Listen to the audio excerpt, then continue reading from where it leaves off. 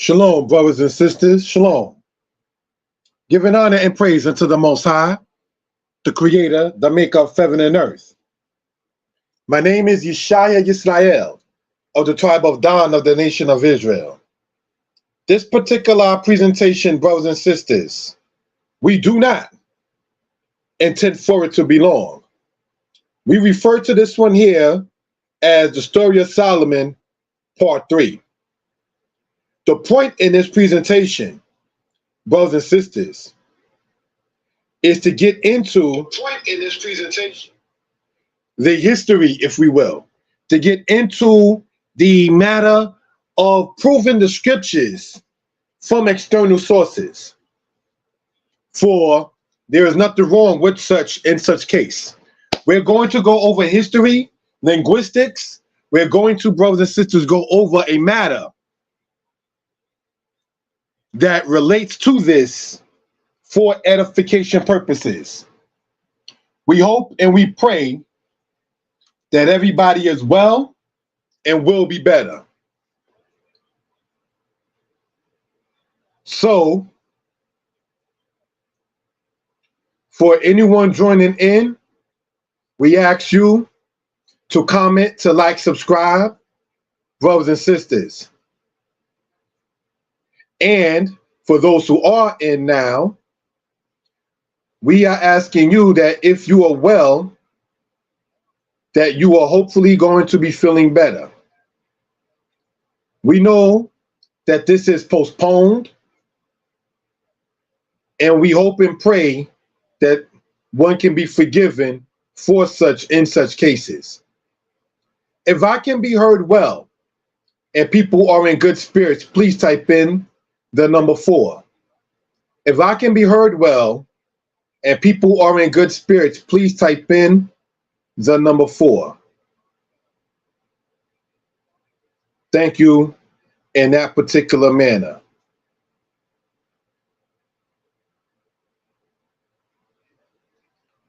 We are going to, brothers and sisters,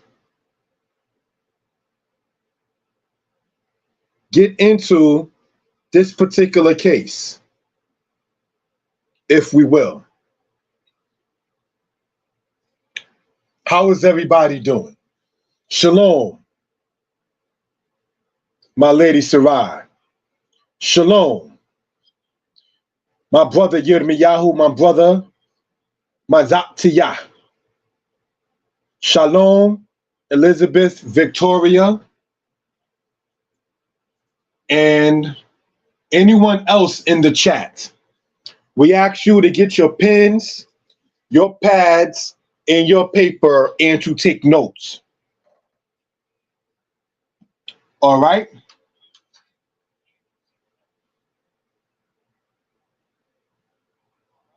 Let us continue in this manner. We're going to, brothers and sisters, pull up the slide for edification purposes.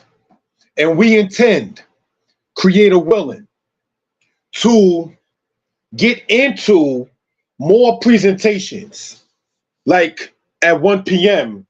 in the afternoon coming. We want to explain why we are Old Testament based, using the book, the Bible, as the primary source for such. That will be on Mora Yeshaya Torah lessons for those who are interested. So, I want to say this. Elizabeth Victoria, no disrespect. The last time a comment concerning Jesus Christ was made, it was expounded upon and explained that this is an Old Testament platform. In light of that, if that's again, and is not trying to play tough person or anything of that sort, certain people will not be allowed to comment on the platform in this particular case. All right? So, just want that to be pointed out for reference purposes. Now, the comment that my lady made, Shabbat Shalom, Kol Yisrael, in the four corners of the world. All praises, glory, honor, and esteem to Eloheinu. Eloheinu meaning our God, our King. All praise to the Most High Yah. APTTMHY. That stands for all praises to the Most High Yah. All right?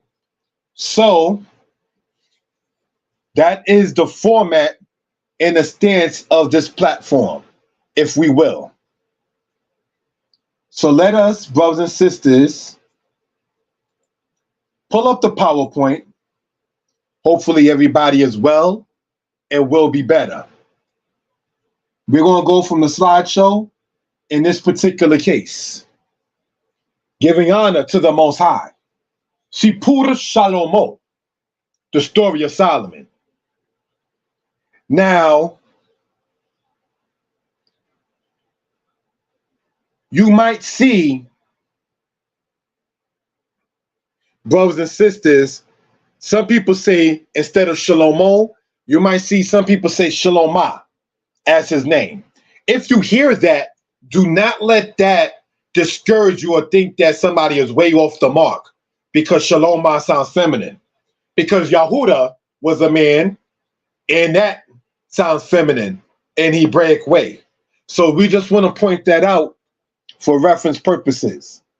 What you're seeing on the right-hand side is what is referred to as the Gezer calendar, which dates to the timing of Solomon.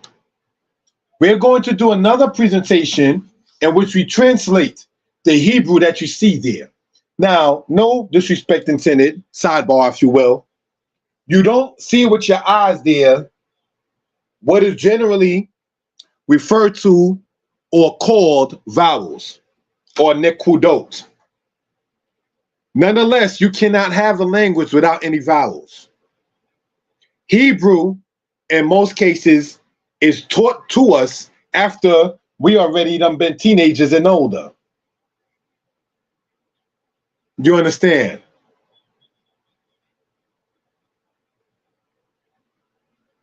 So we are learning from what we see, as opposed to learning as a baby from the womb or so. You learn from what you hear. Because there are people who can speak English but cannot read it because that's the language that he or she heard from the womb. So this is just something we want to point out. So we wouldn't learn Hebrew by sight first if we was born into a certain understanding of a matter. All right? So let's continue on. The one on the right is the Hiyahu, and the other is the Beth Heron. Solomon was the greatest builder on a human level among the Israelites. Kings after him, like Omri and Ahab, kings after him, like Omri and Ahab, essentially took what was there and added to such. All right, so that's just something we want to point out in that case. The amount of gold Solomon had or was given 600 talents, 120 each from the Queen of Sheba and the King of Tyre, and 420 from Ophir. The total gold being in weight of today of over 24 tons. So a ton is 2,000 pounds. So the amount of gold that Solomon was given in a certain amount of time was, in today's weight matter, over 24 tons. If a ton is 2,000 pounds, and 24 times 2 is 48. So we are approaching 50,000 pounds of gold that Solomon had. So when we were showing the matter of Megiddo and the things that the people were using to store things in, it's not hard to figure out. Josephus gets into the fact of saying that King David's tomb was raided. Believe it or not, Israelites did put gold in King David's tomb, according to Josephus. Maybe it was a custom adopted, maybe not. Nonetheless, they did put the gold in there in that case. And the book of Josephus talks about how it was taken up by other peoples. So that is just something we want to point out for reference purposes. Now, at times, we as Israelites are asked, what evidence do you have of the Israelites of old? Well, what is one's name? Because you are evidence of your parents. Most people on the chat have never seen my mother or father, both being deceased before YouTube really existed like that, or certainly before I was on YouTube. So, in light of that,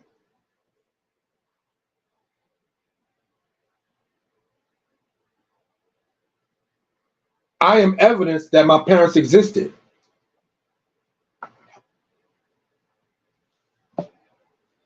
So, that's something we want to point out for reference purposes.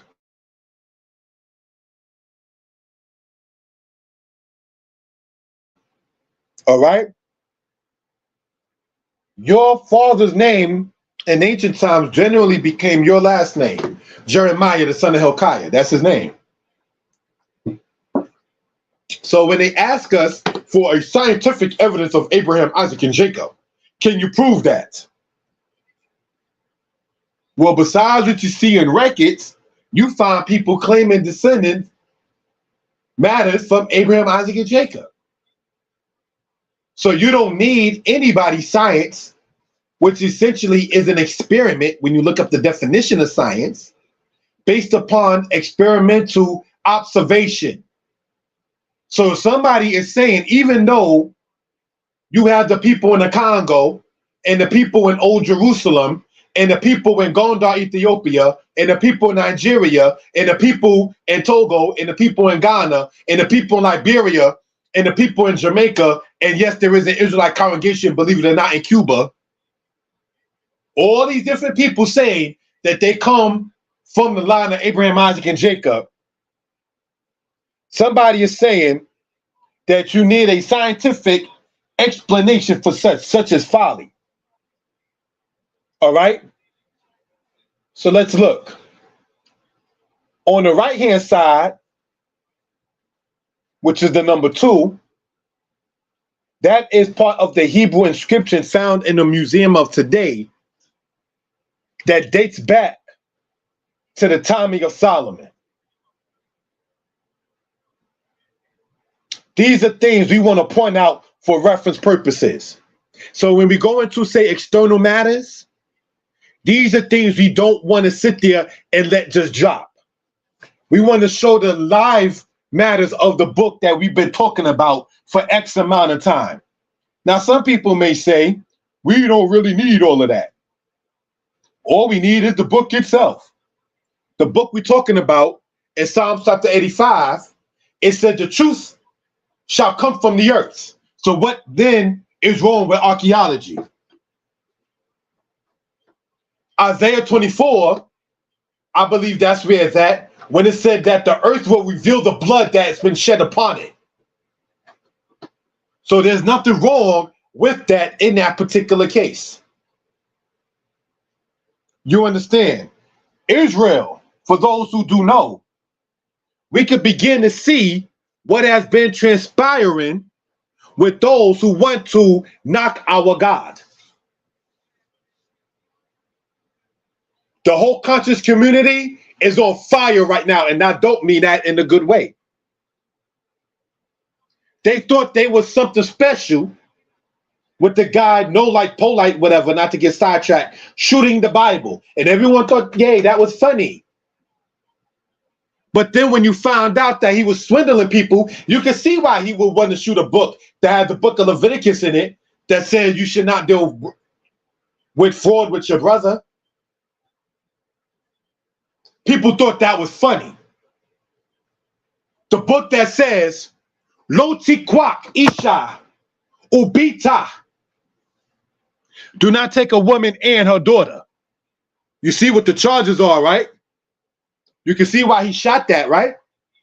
People thought that was funny until male DNA was found on the child. In Israelite culture, you was being betrothed before the age of 20. But you was not being intimate in your betrothal until after the wedding or marriage.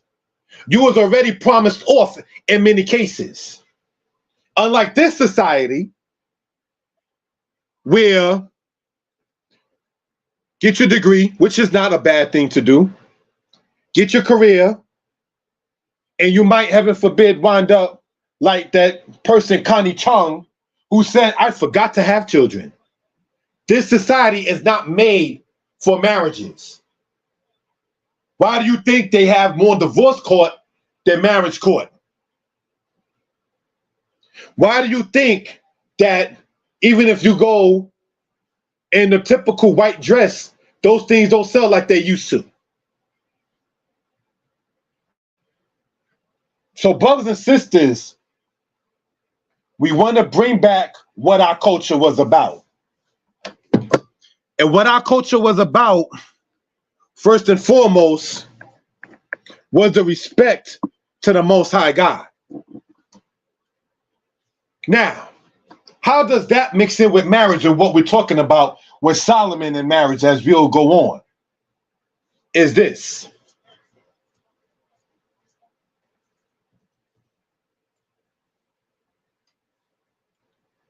You ask the father for the bride to be in permission.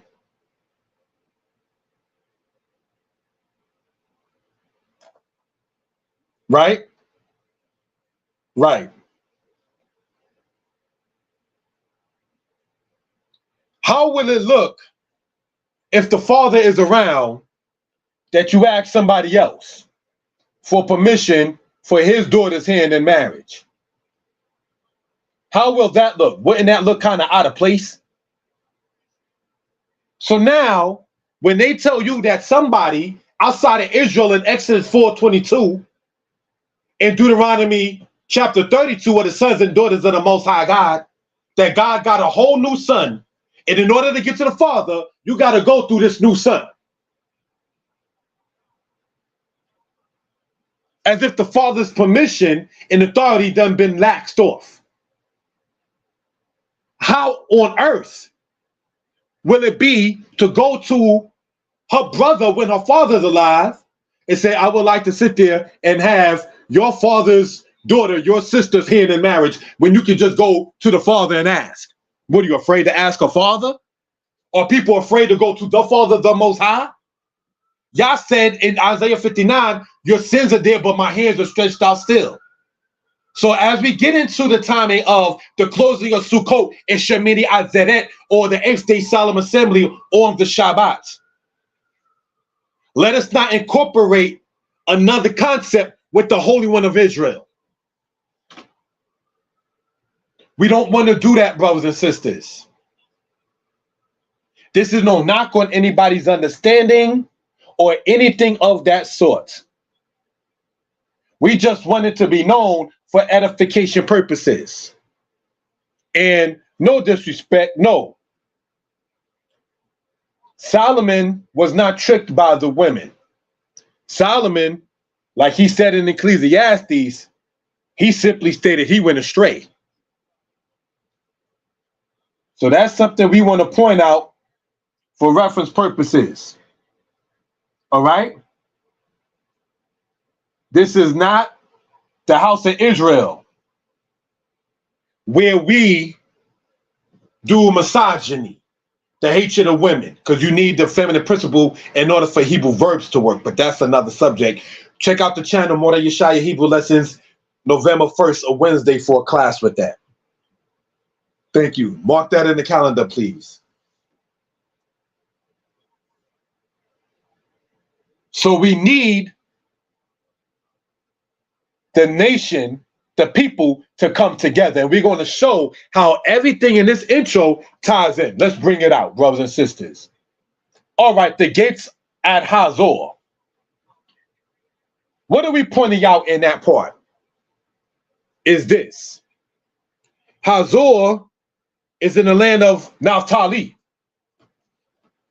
This is part of what is still left from the timing of Solomon and what was done.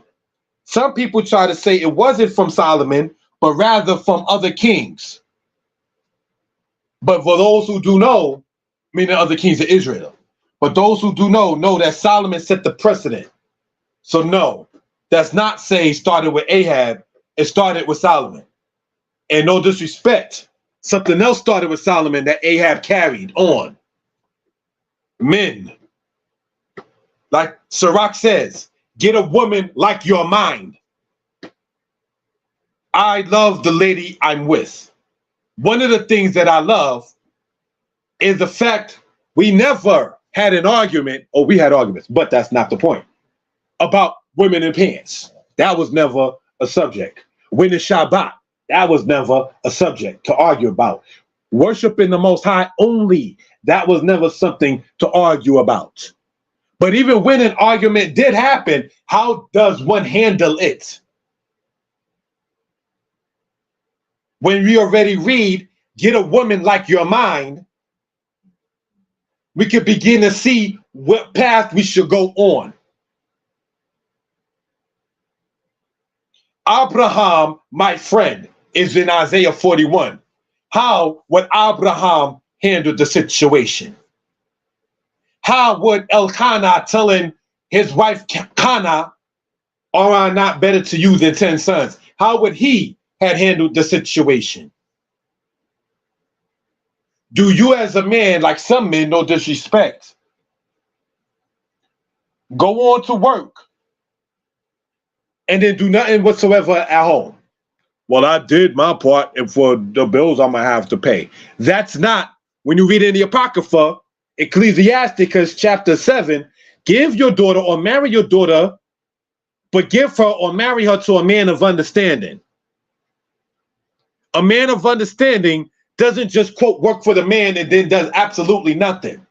He wants to add to the happiness, like Deuteronomy, we won't let the book speak, Deuteronomy 24 verse 5, when it says he shall make her happy. When I say that, that is not to say that the man should not be made to be happy, but your brother Mordecai Yeshiah is hetero. Ain't no DL over here, so I don't know how to, quote, make a man happy. That's not something. In the video, you're not going to see Mordecai Yeshiah like in that movie with Bill Duke and others called Cover, and he's rubbing another man on his back in the shower. We're not doing that in the house of Yisrael. We're not doing what they do in Judaism, correct me if I'm wrong. When you go and take this, you got to be in a bathtub with 7 or 8 other men at the same time. We're not doing that. It's not even wise. And I learned this being raised by my single mother. She said when my sister was much younger, that her and my sister would take showers together. Sometimes some parents do that with their children. So I said, Mommy, how come you never did it with me? And she looked like, being a single parent and having to say, I was about maybe 5. She was like, we got different parts. I'm like, oh.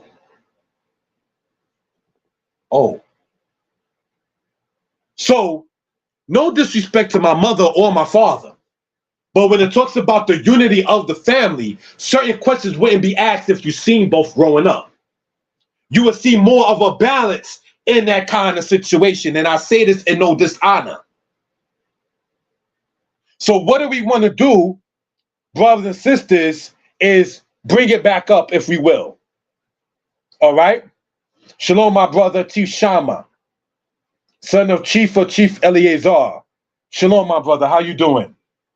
So getting back to this with the matter with the gates of Hazor in the land of Naphtali, that's it there. Let's continue. So when we read in your gates, it's not always maybe say a metal gate or something like that, but in other words, in your perimeter. For the king had at sea a navy of Tarshish, with the navy of Hiram. Once every 3 years came the navy of Tarshish, bringing gold and silver, ivory, and apes and peacocks. Where are those animals located? I need somebody to help me out with that. Where are you getting ape from, brothers and sisters?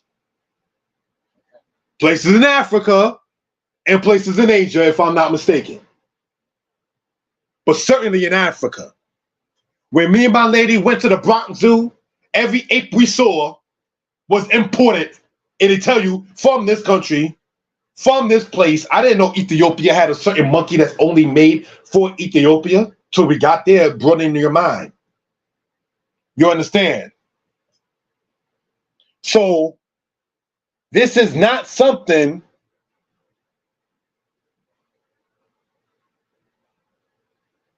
that we want to just overlook. He was being given gold, silver, and animals. Ivory. Correct me if I'm wrong, but ivory comes from elephants.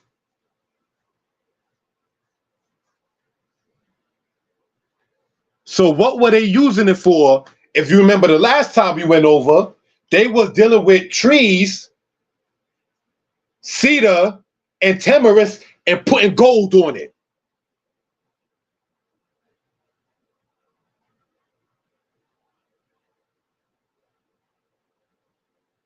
So these are things to point out for reference purposes.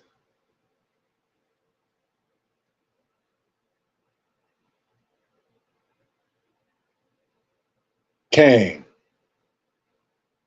Somebody asks, are the other nations required to keep the Sabbath, or is it only required of them when they join the faith?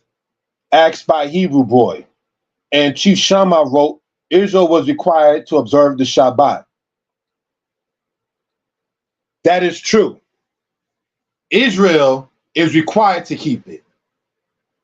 If you have a stranger around you, that's to say a person that's not of the seed of Abraham, Isaac, and Jacob, and they're not the homeborn like that, they're still around you, he or she is still required to keep the Shabbat. But the law directly was given to the children of Israel. And it's a sign between Yah and his people. Did you know in the 17th century, by Gondar, Ethiopia, Lalibela area, when the Portuguese went to bring Jesus Christ to the people over there, the Beta Yisrael in the 1670s and the 1680s, the 17th century said, you will not be burning no fire here.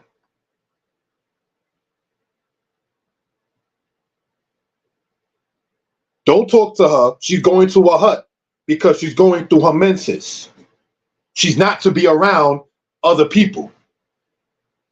Well, where you get this from?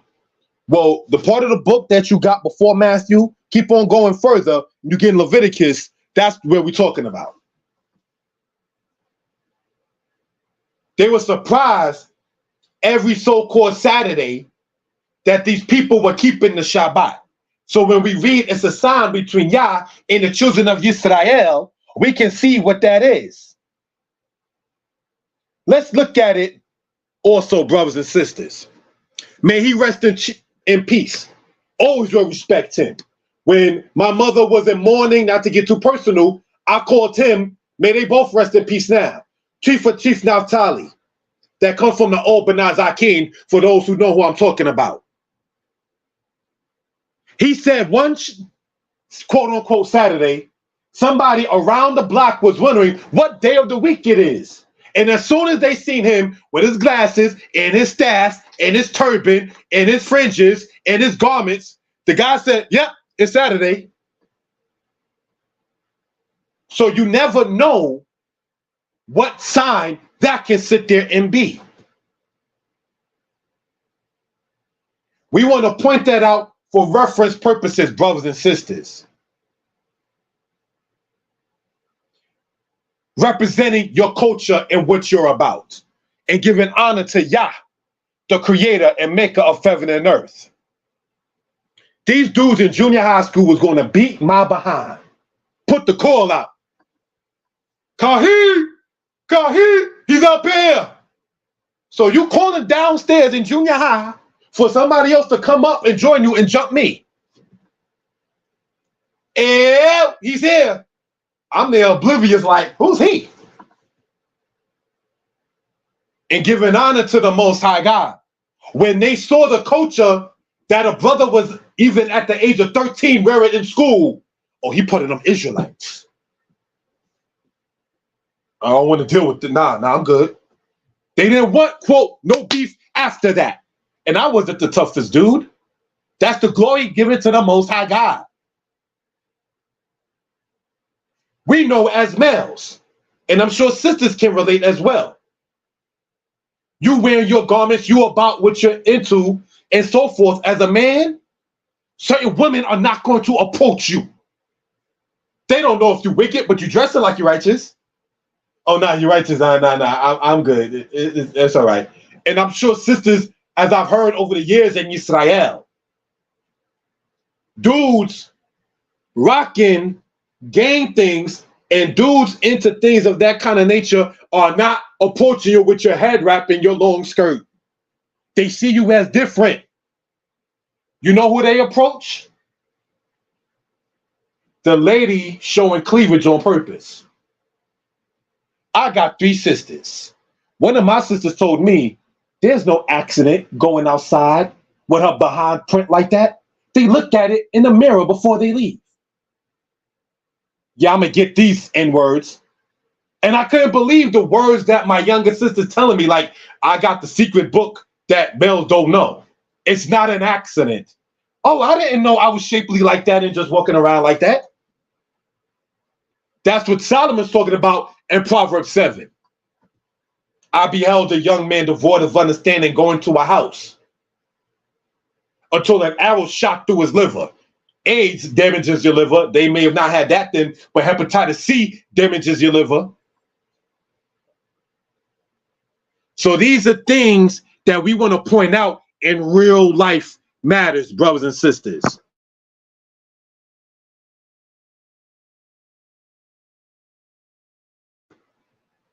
So let's continue in this, brothers and sisters.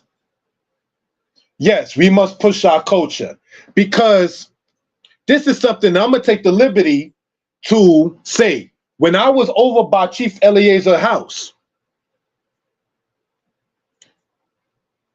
the brother teaching said something that I never thought about. That's why it's good, as much as you're called the Moreh, to always remain a Talmid, the student.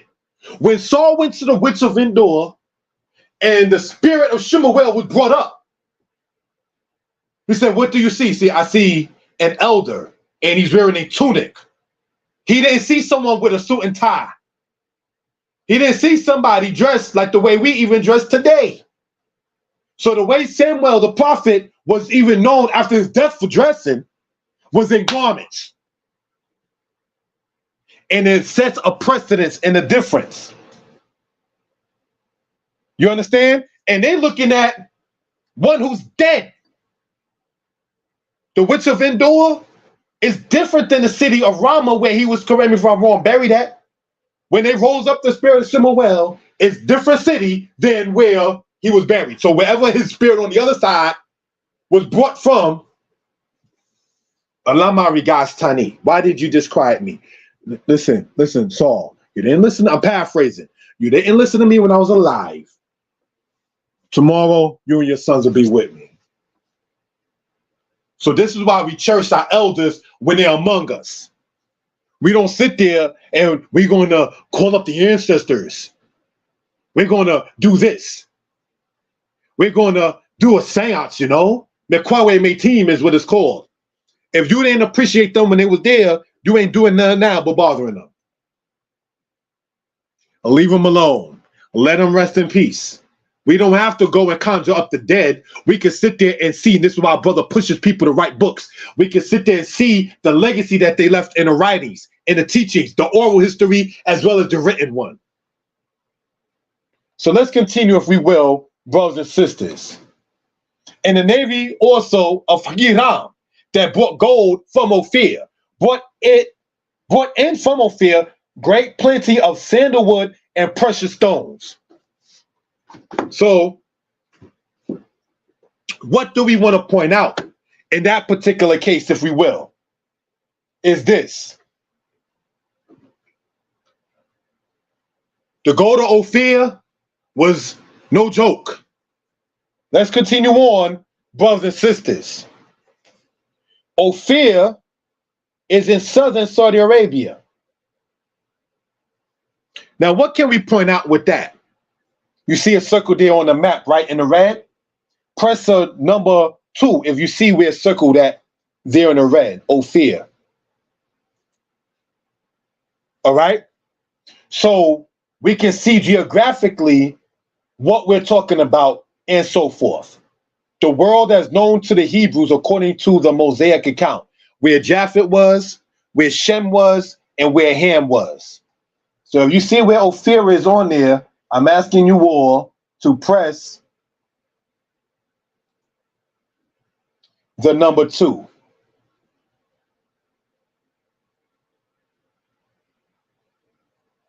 If we will. I'm going to circle it again in that vicinity. Thank you for that. All right.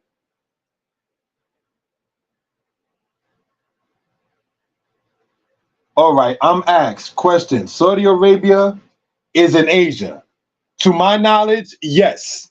But the interesting part about it, my brothers and sisters, is the land of Israel itself is on what you call the African tectonic plate.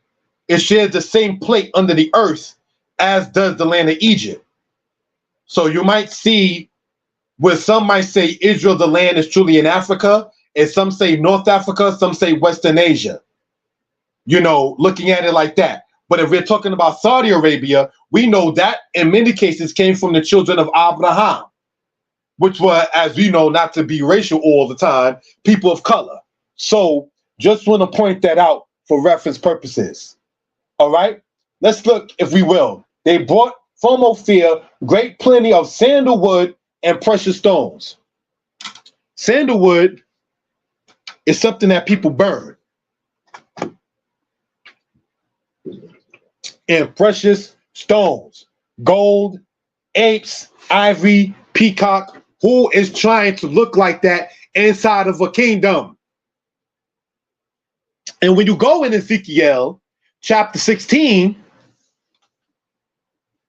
it talks about, I put a crown on your head and a diadem on your forehead and put a nose ring on you and earrings. So who walks around with spices around animals with a crown on their head, with a diadem on their forehead, with a nose ring, similar as we read in Ezekiel chapter 16?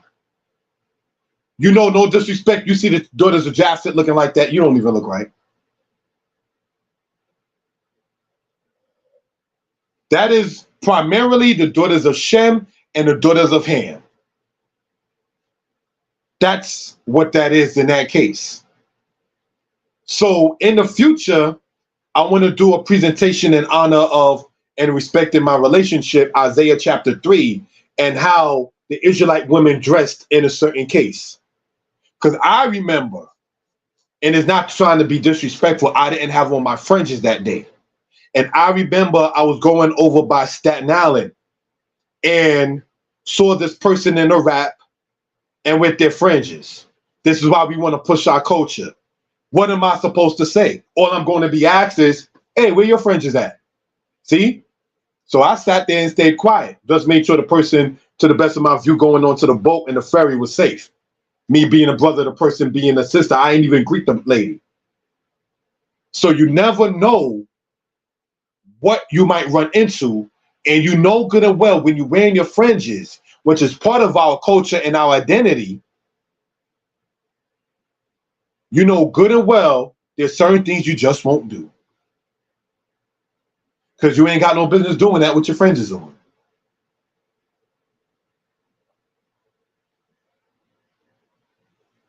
So brothers and sisters, let us continue in this particular case. Thank you for that, brothers and sisters. Hopefully everybody is well and will be better. You read in 1 Kings chapter 10 about Ezion-Geber, right? And Solomon had a fleet of ships. Well, Ezion-Geber, by the Gulf of Aqaba, is the land that you're seeing right there. What you're seeing,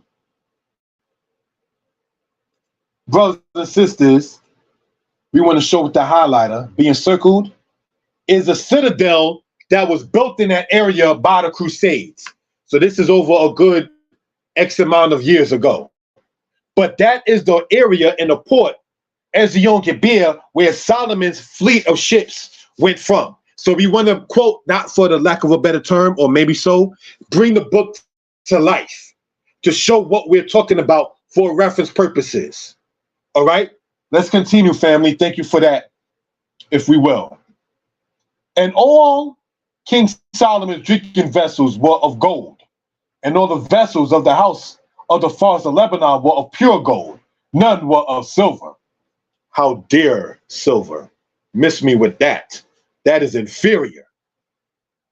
It was nothing accounted in the days of Solomon. Silver was like, what? What's I'm supposed to do with this? Let's sit there and get that to the princes. Take that up out of here. We deal with gold up in here. That kind of mentality. Songs of Solomon is where Solomon stated that he put gold in his hair. So these are things we want to point out for reference purposes. Let's continue, family. It will make sense when Solomon had received the friends of his father and having made alliances with other nations, the Queen of Sheba will want to see him and make an alliance. The Queen of Sheba, I want to go and ask the King of Israel difficult questions. Pick his brain, as some women say. Let me sit there and see what he made of. What's this thing I've been hearing about this guy? And see if it's true or not. That, no disrespect intended, is a little different than way the daughters of Zion are supposed to do. A woman of the daughter of Zion don't check for a man. He is a pursuer after the lady. Not with some other cultures, no disrespect to the Queen of Sheba, I'm going to go and see the man. No. Hannah went to the temple, not looking for Eli, but to call out to the Most High God. Eli, the priest, just happened to have been there. So in Hebrew culture, the women don't be out there, I'm looking for a man who can take care of me. Like the Queen of Sheba, I heard about this guy. Let me go and check him out. And as any mother would tell her son, don't settle. And you see later on in the story, she got her stuff from Solomon and she went on to her own land. What are you into? And there's no slander whatsoever. You just go from kingdom to see if somebody is smart. Where's the king of Sheba, if you will? So brothers and sisters, looking at it in that particular case, there is a culture that's already etched in, if we will, brothers and sisters.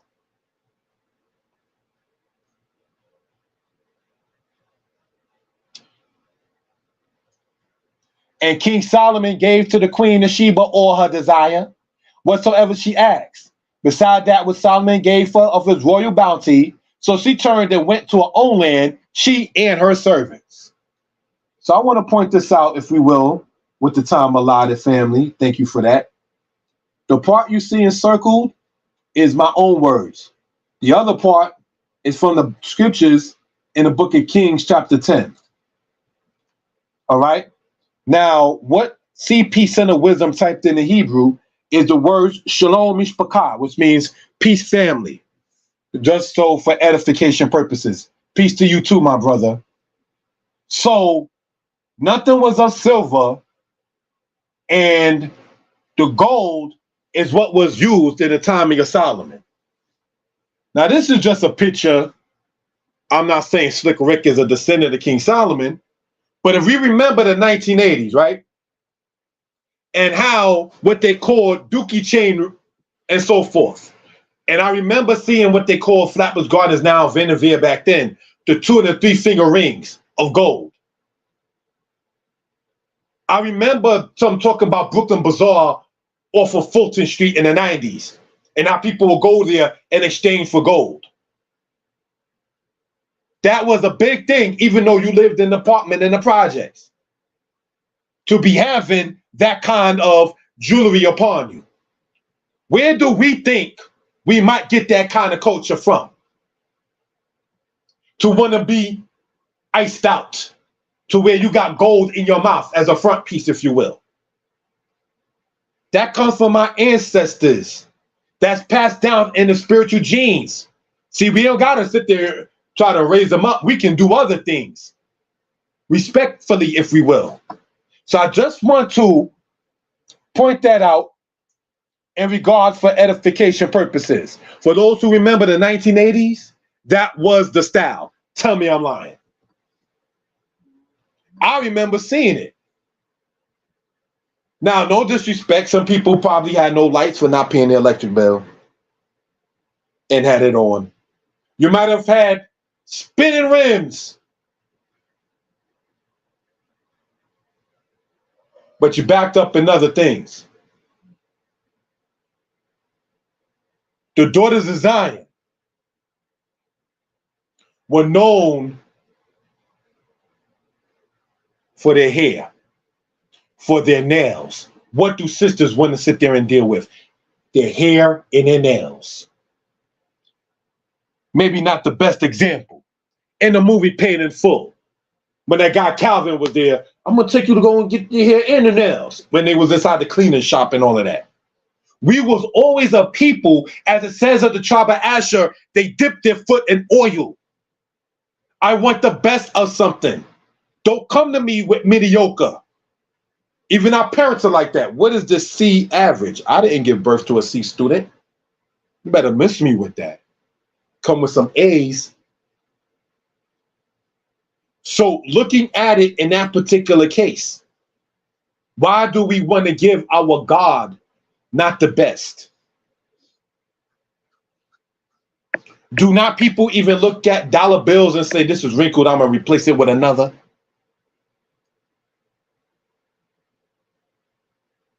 We were known for being rich, brothers and sisters. We were known for saving, as in the time of Joseph, for that rainy day. We were known for our wine and our grapes and our vineyards. Well, I want to get me a house and plant a garden, because we already are an agricultural people. You had a man, and his job in the time of the kings of Judah was to deal with the garments. He was the husband of the prophetess Hubla. His job was to make sure King Josiah's garments were tailored correctly. So now, even dressed in Western garments, as you might see in the movie Malcolm X with Denzel and the guy playing Shorty, I forgot the director's name, Spike Lee. Even back then, you made sure your clothes was pressed and on point from your grandfather's era. You made sure that the collar was clean.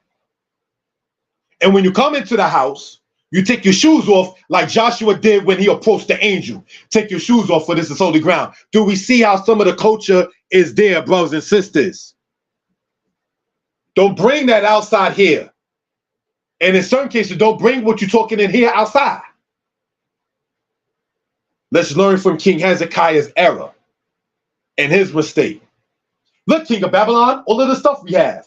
Isaiah the prophet went to him and said, why did you tell the king of Babylon that it's going to be taken from you? What can we learn from that, Israel? When Isaiah the prophet is telling King Hezekiah, you should have not shown the king of Babylon your treasures. He's not your friend. You don't show everyone from another kingdom everything that you're about. Certain things is kept indoors. Certain things is kept secret for a reason. So there's a lot of Jews, mentally and spiritually, while we're talking about gold and victuals and all of this, that we can gain from the scriptures. So let's continue, brothers and sisters, in this manner. Thank you for that. Now, Solomon's empire. We spoke earlier, right, about Etzion Geber, Kingdom of Israel, Tyre, Jerusalem. Now, in the matter they say with Jerusalem, right?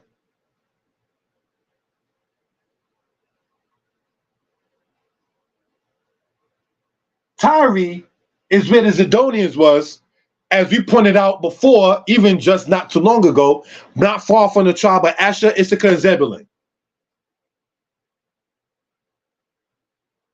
Ezekiel chapter 27, talking about the king of Tyre, it mentions something about purple. The Greek word that we see as Phoenician means purple because that's what they traded with.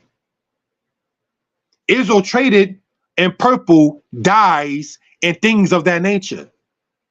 The priest in Ezekiel 44, it says it's to wear linen so it won't produce sweat. So you don't wear, in today's terminology, mixed garments, which in the Hebrew has it as kilayim sha'anes. You read that in Leviticus. It's part polyester, part wool, part cotton, part this, and then when you walk in, oh, I'm extra hot. Oh my gosh, I'm extra hot. It's because you're not doing something. No disrespect to those who have a job, with a matter that's 100%. Don't come halfway. Give me'ah, 100, a buck as they call it today. Where you think we get these terms from? Keeping it 100. But when our garments is mixed, it does frustrate the chemical matters in our bodies. It might to be cool or it might to be hot. So because these people don't keep the laws of Leviticus 25, and they essentially rape the earth. Take the oil, you take the minerals. Take the oil, you take the minerals. Take the oil, you take the minerals. When does the land get a Shabbat? When do people get a Shabbat? That's how you know we in captivity. You get a marriage in Israel, like culture. Deuteronomy says you're not supposed to be charged with anything for a year. Well, got to get back to work the next day after my wedding. Wow. We're not home yet. So we want to do as much of our culture that we can, brothers and sisters. You understand? I'm not going to mention no names, but I would like to say this. This is inside of an Israelite setting. One brother had on garments. One brother had on regular clothes. Somebody came as a visitor from another place. Greeted the person with garments on. Hey, Shalom, how you doing and everything. And then when the guest found out that the brother with the regular street clothes, if you will, was actually a member of the congregation, he was like, oh, I'm sorry, I didn't know. I thought you was just like a friend of the family. Why? Because your garments gave you away with that. So you want to push your garments. You want to push your culture. Yes, we know it says rend your heart and not your garments. But that doesn't mean to sit there and walk around with Pele Pele, which is a god of the Hawaiians. Correct me if I'm wrong. Tommy Hilfiger, who does not favor or like black people. Polo, Ralph Lauren, they used to take the polo sticks back in the 1800s or so and hit black people in the head with it as a sport.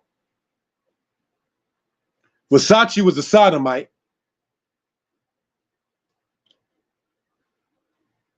Donna Karen don't like black people. She treats her black employees like trash.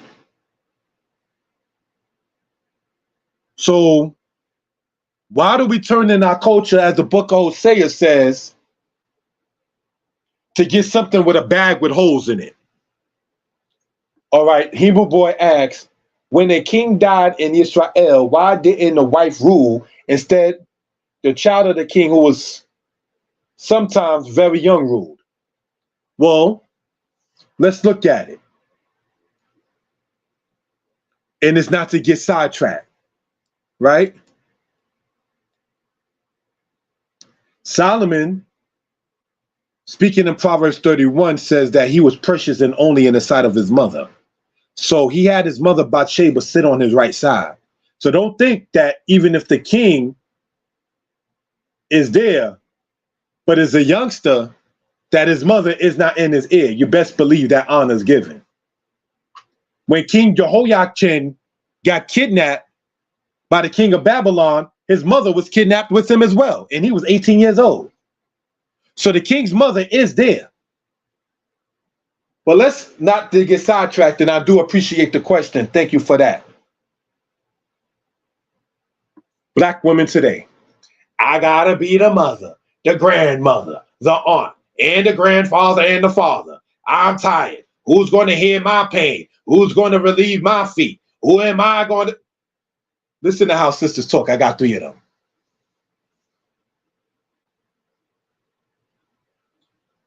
Not to get too personal. He didn't leave me no money. I got to ask another relative to do this. See the complaints that many of our women got? That's why you wouldn't have a woman ruling on the throne of Israel. When 2 other women are coming up, it's my baby. He took my manna. We're not doing this. You hear me?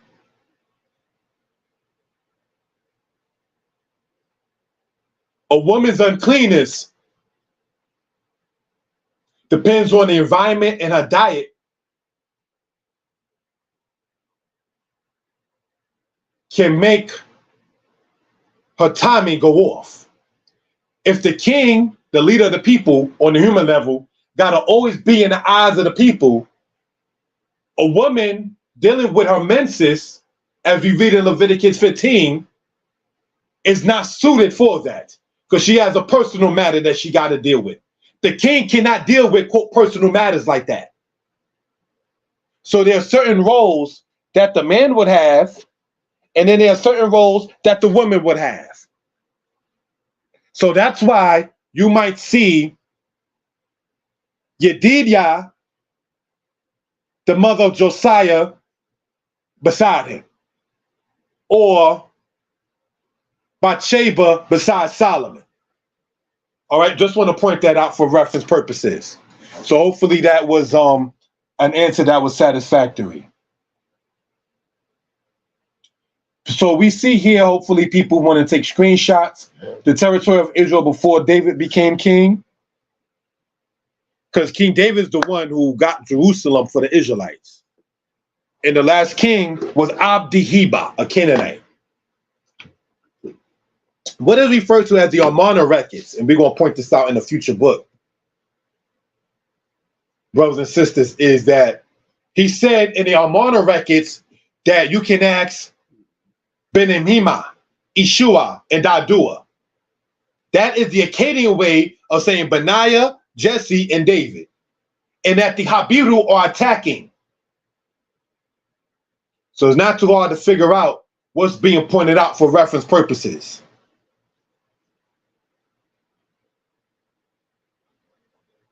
Let's continue, brothers and sisters.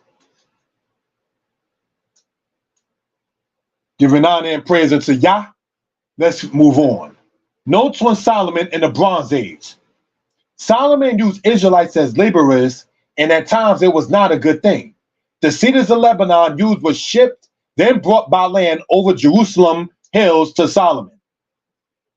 We want to point out that some attempt to discredit the reality of Solomon due to the matter of the Iron and Bronze/Copper Age. The Bronze Age ended in the 13th century BCE, yet the kings of Assyria were using bronze in their building matters. The Iron Age is of poverty compared to that of the Bronze Age. Solomon ruled in Israel, while Tiglath-Pileser I ruled in Assyria. So if you got the Assyrians still using matters like that, it would not be far-fetched for Solomon to also do the same. And that those riches continued.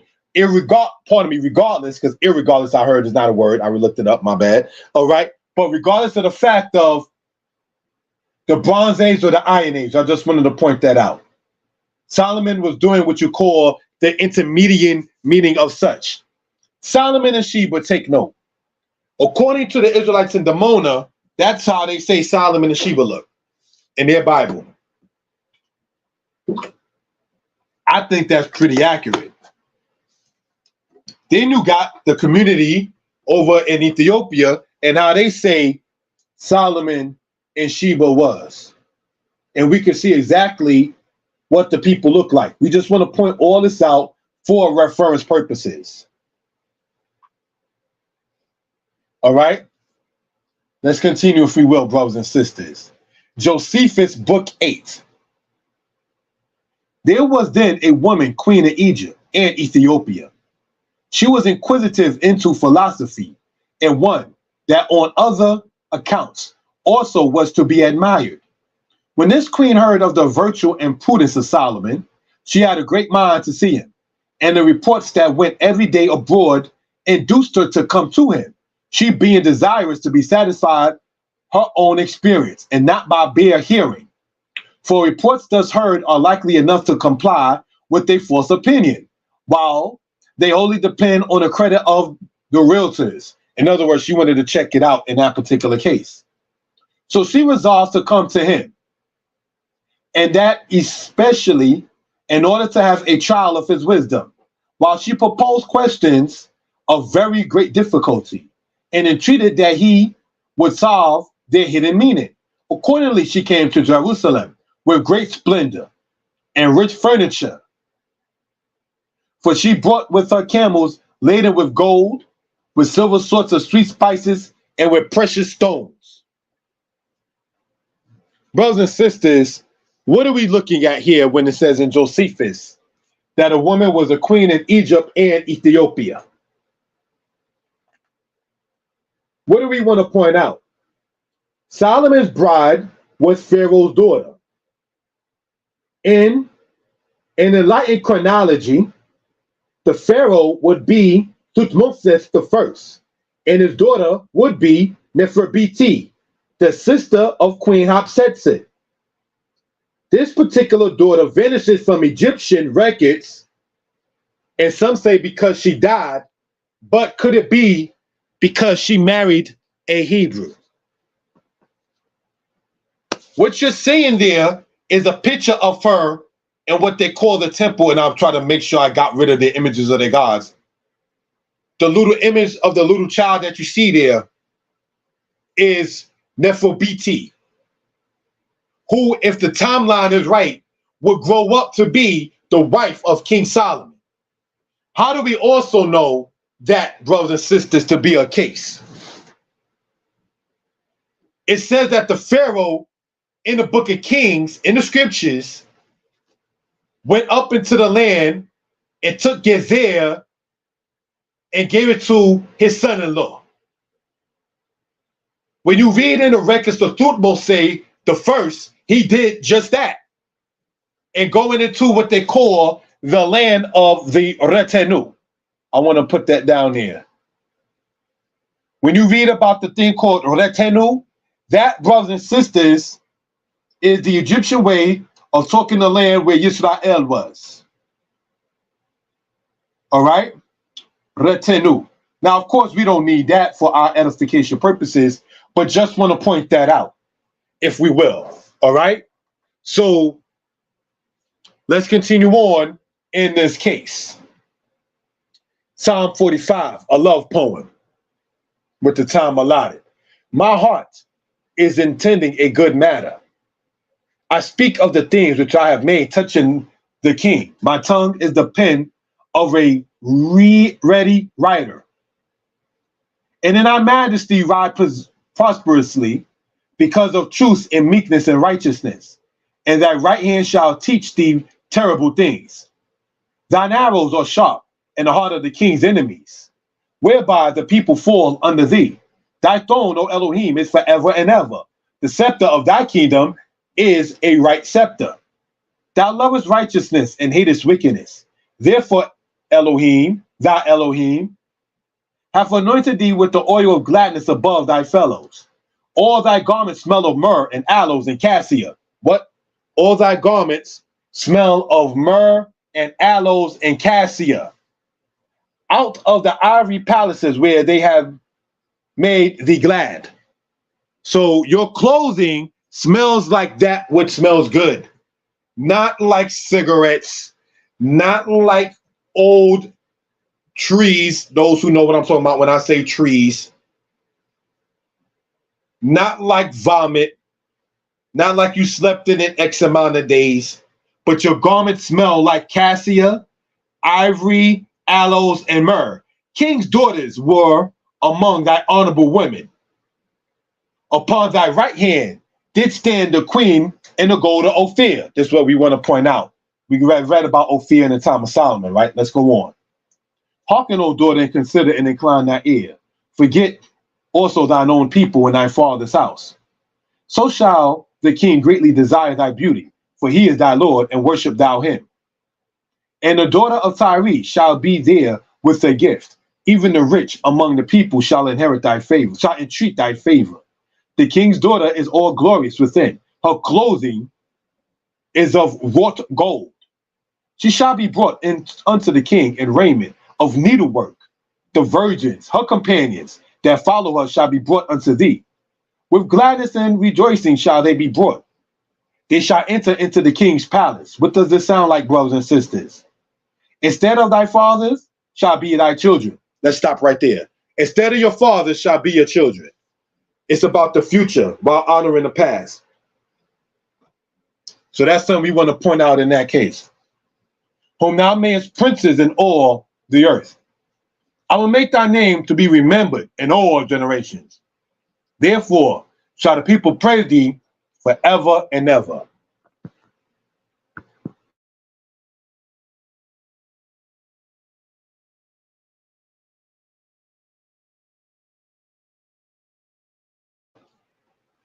What is this talking about?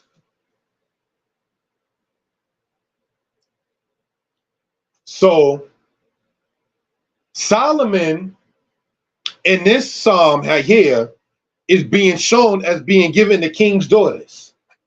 So we already spoke about the treaties he made with other kingdoms.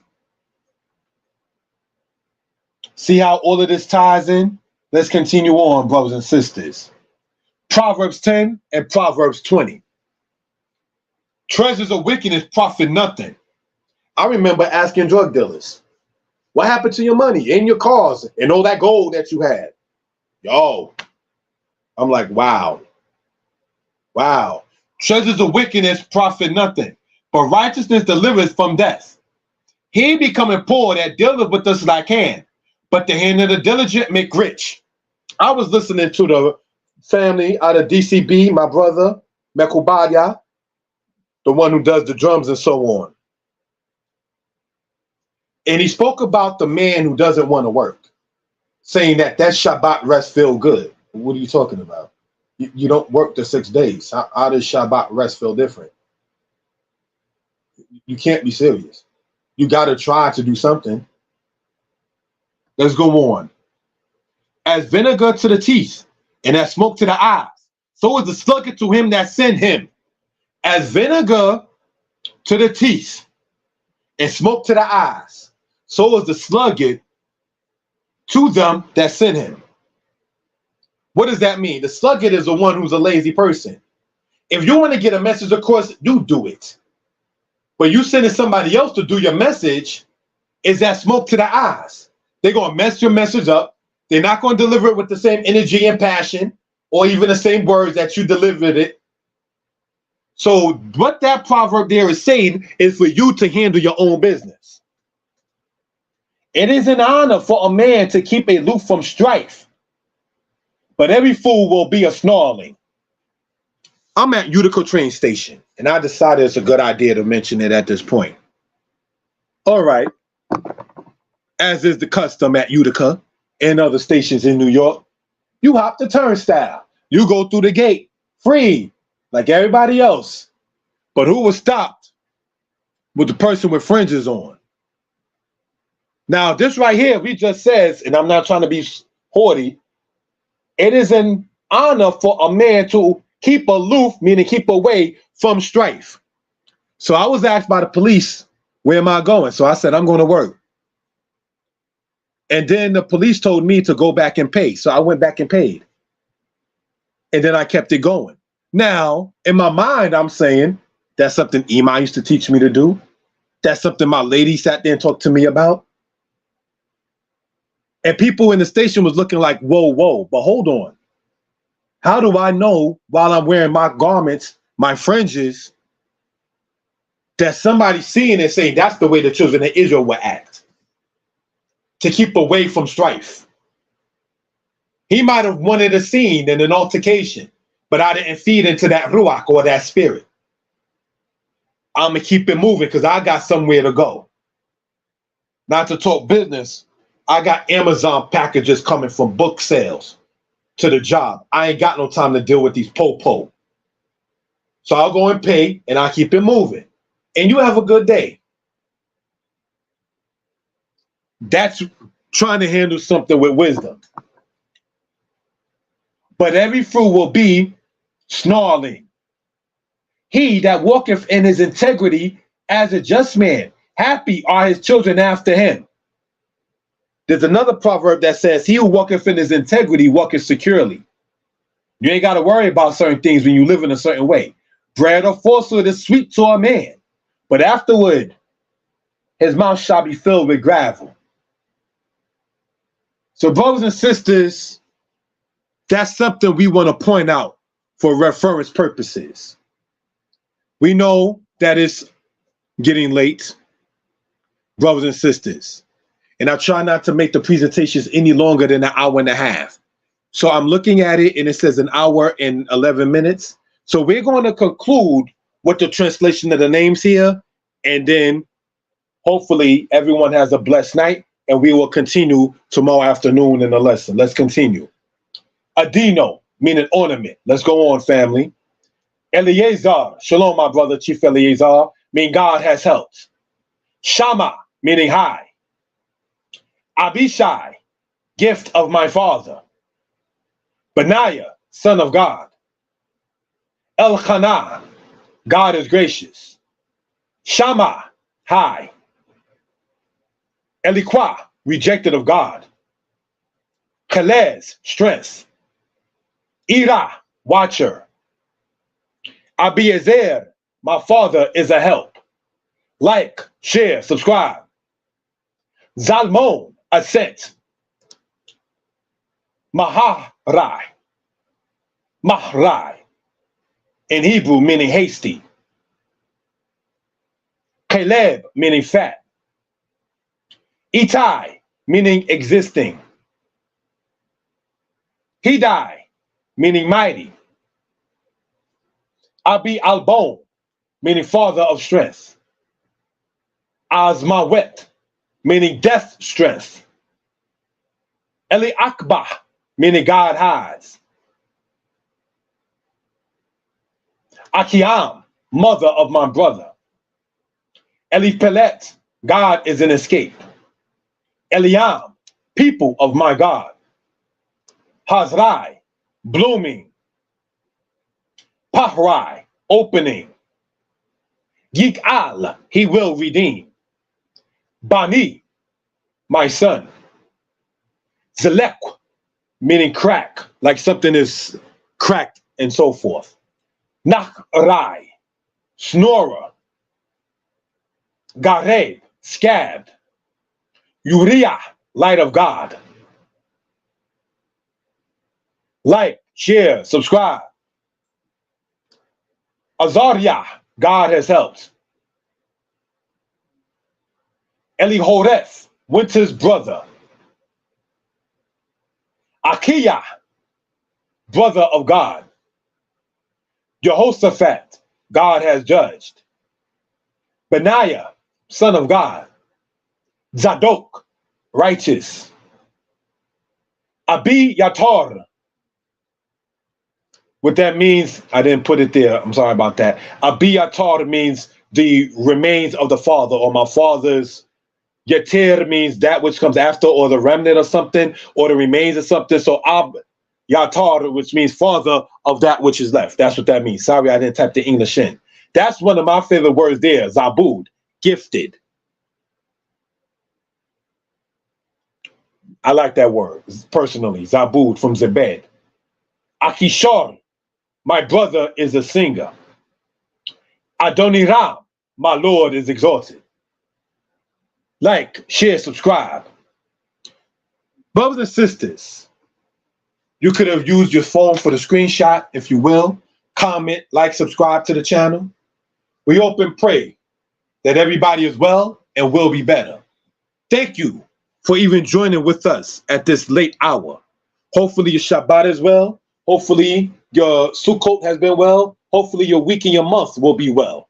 And hopefully, brothers and sisters, we all learn Yah is one. There's no one compared to him to consort with him. Without beginning, without end. He is of bodily form, not, nor can we compare to his holiness. He was before anything that had been created, even the first, but his existence had no beginning. Wehu haya, wehu howe, wehu yikwe le olam wa'ed. He who was, he who will be, and he who is forever. Wrap your mind around that. You have no beginning. That's something I cannot fathom. That's the Most High. That's deep. And Yah does exist. So we're saying Lala Tov. Thank you for the time, family. Hopefully everybody is well and will be better. Thank you for that. Join us, brothers and sisters, 1 p.m. More Yeshiah Torah lessons, more Yeshiah Old Testament lessons, and why we are Old Testament based. That whom they refer to as Jesus was not a sacrifice, because Israel still got to go back to Deuteronomy 28 in the Old Testament to show prophecy linked with history with us. So no one's blood took away the quote curse of the law, because we're still under it. And we have to return back to Yah still. That presentation will be in the afternoon. Subscribe to the channel, comment, like, and share. To him belongs strength and dominion. Beli reshit, beli takli, without beginning, without end. Waloha oz, waha misra. To him belongs strength and dominion. Hu Eli, Wakai go Ali. And he is my God, my Redeemer liveth. Those who know what it is. Glory to the Most High. Lala Tov, subscribe to the channel. Shalom.